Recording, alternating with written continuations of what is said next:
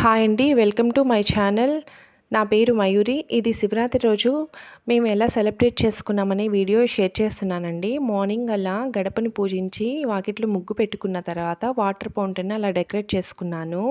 అలాగే రోలును పూజించిన తర్వాత కొత్త చిమ్మి ఆ రోజే ఓపెన్ చేశానండి. దానికి పసుపు, కుంకుమ బొట్లు పెట్టి అలాగే ధూపం చూపించానండి.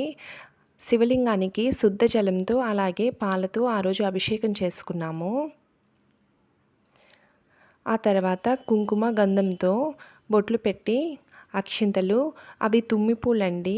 కింద అపార్ట్మెంట్ కింద ఉంటే తీసుకొని వచ్చి స్వామివారికి అలంకరించాను. ఆ తర్వాత దీపారాధన చేసుకున్న తర్వాత పూజ ఇలా సింపుల్గా చేసుకున్నానండి. పూజ అయిన తర్వాత ఒక్కసారి చూసుకుంటే చాలా సంతోషంగా ఉంటుంది కదండి. ఆ రోజు పూలన్నీ ఇంట్లో పూచినవేనండి, బయట నుంచి తీసుకురాలేదు. ఎక్కువ మందారాలు పూచాయి.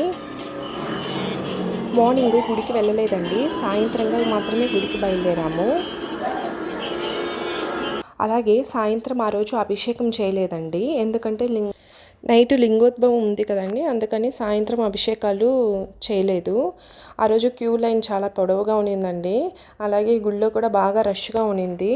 స్వామివారికి దర్శనం చేసుకున్న తర్వాత హారతి ఇచ్చారు. తీసుకొని ఇలా అమ్మవారిని దర్శనం చేసుకున్నామండి. అమ్మవారు శారదామాత. గుళ్ళో కాసేపు కూర్చున్న తర్వాత బయటికి వచ్చామండి. చూడండి స్వామివారు ప్రసాదాలు, శరగోపురం అవన్నీ బయట అరేంజ్ చేశారండి. గుడి చాలా చిన్నది కానీ చాలా క్రౌడ్ ఉంటుంది. అది శివరాత్రి బాగా సెలబ్రేట్ చేస్తారు. 3 days చేశారండి ఈసారి. లాస్ట్ ఇయర్ అయితే 2 days చేస్తారు. బయట కాసేపు అలా కూర్చున్నామండి చైర్లో. ఆ తర్వాత ప్రసాదాలు తీసుకొని అక్కడి నుంచి బయలుదేరాము. మళ్ళీ నైట్ 11:30కి గుడికి వెళ్ళామండి లింగోద్భవానికి. మేము వెళ్ళేటప్పటికీ అందరూ అక్కడ పాలు, పెరుగు అన్ని అభిషేక ద్రవ్యాలన్నీ రెడీ చేసుకొని ఉన్నారు. అలాగే రుద్రాభిషేకం పూర్తయింది. లింగోద్భవానికి అంతా రెడీ అవుతూ ఉన్నింది.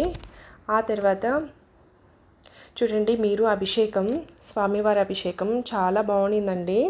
స్వామివారి ముందే ప్లేస్ దొరికింది నాకు. చాలా బాగా జరిగింది అభిషేకం.